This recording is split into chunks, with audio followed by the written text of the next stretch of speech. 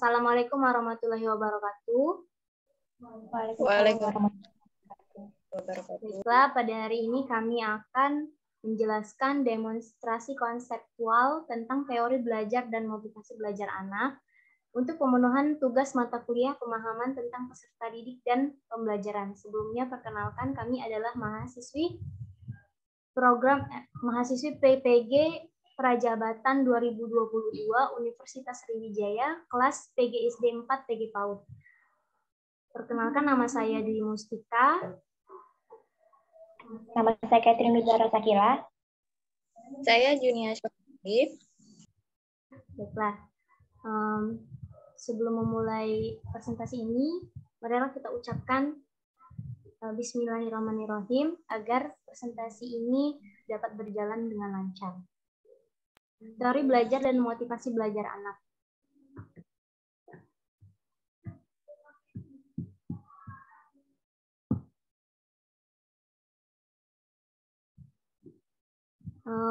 Materi yang pertama akan dijelaskan oleh Junia Syafif. Baiklah, teori behavioristik, yang kedua sosial kognitif, dan yang ketiga ada teori konstruktivisme. Untuk yang pertama, next. Yang pertama yaitu penerapan teori behavioristik dalam pembelajaran. Jadi, dalam belajar dalam pendekatan behavioristik ini tidak terlepas dari stimulus yang sudah dibuat oleh guru agar siswa mampu mengulangi atau berperilaku sesuai dengan yang diharapkan oleh guru. Contohnya, saat pelajaran matematika berlangsung, ketika guru memberikan hadiah kepada siswa merupakan itu stimulus. Kemudian, secara otomatis siswa akan bersemangat, itu merupakan respon. Teori yang kedua yaitu teori kognitif sosial dalam pembelajaran. Pada penerapan teori belajar kognitif ini, seorang guru perlu fokus pada proses berpikir siswa dan memberikan strategi yang tepat berdasarkan fungsi kognitif mereka. Contohnya, guru melibatkan siswa dalam berbagai kegiatan seperti memberikan waktu kepada mereka untuk bertanya ataupun menceritakan pengalaman keseharian mereka.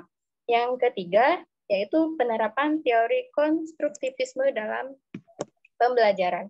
Pada teori ini, pengetahuan tumbuh dan berkembang melalui pengalaman, kemudian mendorong kemandirian dan inisiatif siswa dalam belajar. Contohnya, para siswa merumuskan pertanyaan dan kemudian menganalisis serta menjawabnya, berarti telah mengembangkan tanggung jawab terhadap proses belajar mereka sendiri serta menjadi pemecah masalah atau problem solver. Demikian. Baiklah, materi yang selanjutnya akan disampaikan oleh saya sendiri di Mustika, yaitu model pembelajaran yang terbentuk berdasarkan prinsip konstruktivisme.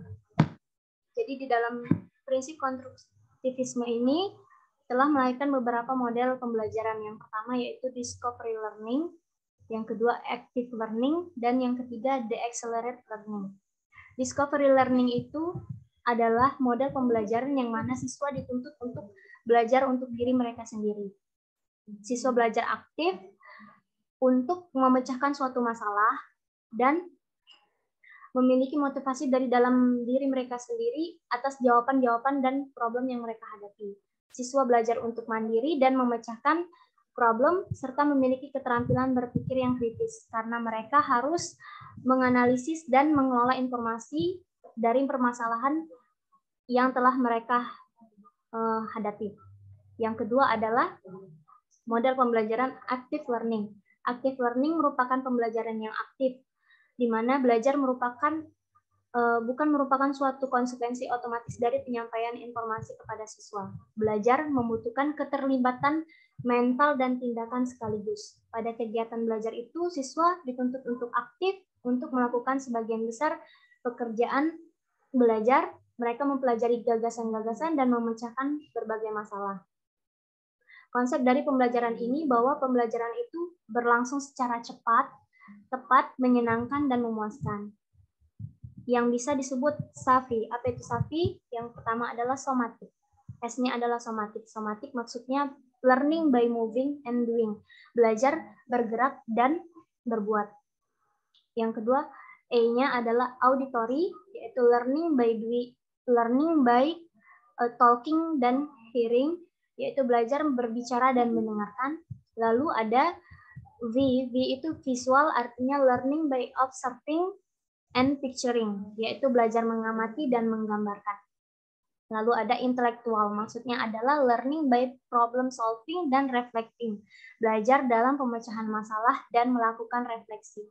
Accelerated learning ini memungkinkan untuk siswa dapat belajar dengan kecepatan yang mengesankan dan menggembirakan, sehingga belajar yang dipercepat itu berhubungan dengan kemampuan siswa. Jika siswa mampu, maka mereka dapat melaksanakannya dengan baik. Cara berpikir positif dan serta kesehatan emosional. Namun unsur ini bekerja sama menghasilkan pengalaman belajar yang lebih efektif lagi. Selanjutnya materi berikutnya akan disampaikan oleh Catherine. Baiklah, adalah rencana meningkatkan motivasi siswa. Di sini yang pertama adalah kasus dari Tania, umur 7 tahun, memiliki kemampuan rendah dan keinginan yang rendah untuk sukses.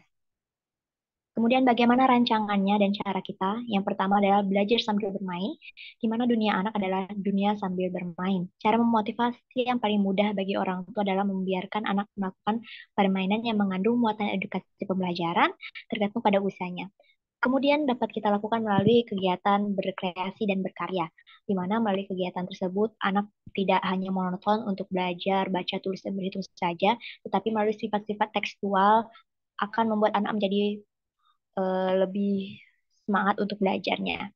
Kemudian adalah jangan fokus pada nilai dan hasil, tetapi kita juga harus melihat proses yang telah dilalui oleh anak sehingga kita bisa memotivasi anak ke depannya agar memiliki kemampuan yang tinggi dan keinginan untuk sukses. Kemudian ada lagi memulai dari minat dan bakat.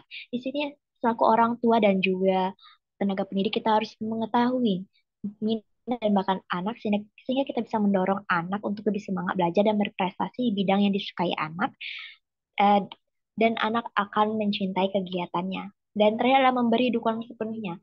Di sini sebagai orang tua kita harus memberikan dukungan sepenuhnya, memberikan support yang terbaik kepada anak agar anak bisa menjadi lebih baik lagi. Next. Kemudian kasus Samuel umur 10 tahun bekerja keras untuk menjaga rahasia pada tingkat tinggi, tapi memiliki rasa tak akan gagal. Di sini pertama yang harus kita lakukan adalah cari tahu penyebabnya. Cari tahu dari mana ketakutan yang didapatkan oleh Samuel, kegagalan seperti apa, sehingga kita mengetahui rasa takut tersebut, dan kita bisa mencoba mengatasi rasa takut tersebut dan membantu Samuel. Kemudian adalah proses dan perjuangan. Tentu saja melalui proses dan perjuangan untuk mendorong Samuel untuk ingin bekerja keras dan juga meningkatkan dirinya dan menghilangkan rasa takutnya. Kemudian sabar dan berdoa. Tidak ada yang dapat menentukan segala hal selain Tuhan yang menentukan jalannya. Tentu saja sabar dan berdoa adalah salah satu hal yang perlu kita lakukan dalam memaksimalkan proses untuk membantu seseorang. Kemudian ubah sikap kita tentang kata gagal. Di sini kita harus membantu Samuel keluar dari ketakutannya dari rasa gagal. Melalui rasa gagal tersebut, kita harus belajar bahwa di balik kegagalan tersebut ada banyak sekali makna yang tersirat dalamnya. Tetapi kita tidak boleh takut untuk menghadapi segala kegagalan tersebut. Next. Kemudian adalah kasus Sandra, umur 13 tahun, yang tenang di kelas dan meremehkan keterampilan mereka. Memberikan motivasi pada anak usia 13 tahun yang terlihat tenang di kelas dan meremehkan keterampilan mereka, para anak yang sudah mencapai usia 13 tahun, ada kemungkinan anak mengalami berbagai perubahan secara perkembangannya. Tidak menutup kemungkinan apabila anak masih merasa khawatir dan bingung dengan keterampilan yang ia miliki. Rancangan untuk meningkatkan motivasi adalah memberikan dorongan kepada anak untuk aktif di dalam lingkungan kelas, memberikan kegiatan melalui model active learning dapat memberikan stimulus agar anak dapat bersikap aktif di dalam kelas. Melalui kegiatan aktif ini mendorong anak untuk tidak monoton. Kemudian rencana yang dilakukan adalah tidak meremehkan keterampilannya dengan memberikan dukungan dan memberikan dorongan dengan meningkatkan rasa kepercayaan diriannya dan tidak meremehkan keterampilan mereka. Ajak anak untuk berdiskusi terkait apa yang ia minati agar dapat menggali keterampilannya. Sandra yang kurang percaya diri dan meremehkan keterampilannya membutuhkan penguatan dari orang terdekatnya. Berikan kata-kata pujian pada anak sehingga anak mempunyai rasa percaya diri yang tinggi. Next. Kemudian kasus dari Robert, 16 tahun, yang menunjukkan sedikit minat di sekolah dan saat ini ia tinggal bersama dengan bibinya. Di sini kasus Robert tersebut bahwa dia tidak bersama dengan orang tuanya. Robert adalah anak yang menunjukkan sedikit minat di sekolahnya dan ia sekarang tinggal bersama dengan bibinya. Tentu saja dengan faktor ini, yaitu faktor keluarga dan ditinggal oleh orang tuanya, ia menunjukkan sifat yang tidak meminati segala hal. Rancang kegiatan dengan memberikan dorongan dan motivasi kepada Robert agar memulai mencari minat dan bakat. Memberikan Robert dukungan penuh karena keterlibatan emosional adalah hak yang sangat berkesan bagi anak dan menunjukkan semangat tersendiri. Memberikan apresiasi atas setiap pencapaian yang dilakukan oleh Robert yang telah berusaha menunjukkan sedikit minat di sekolah, memberikan apresiasi positif terhadap keberhasilan belajar atau prestasi yang didapatkan oleh anak, memberikan lingkungan yang mendukung untuk Robert untuk menggali minatnya, serta memberikan kebebasan kepada Robert untuk menciptakan suasana yang mendukung untuk menemukan minat dan bakatnya. Sekian. Terima kasih.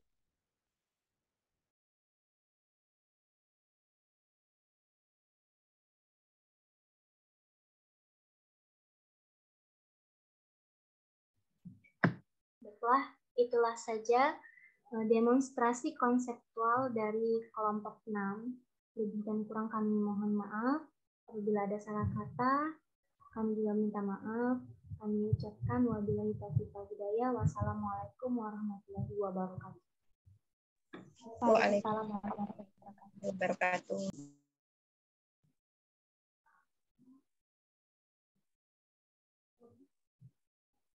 Stop sharing ya.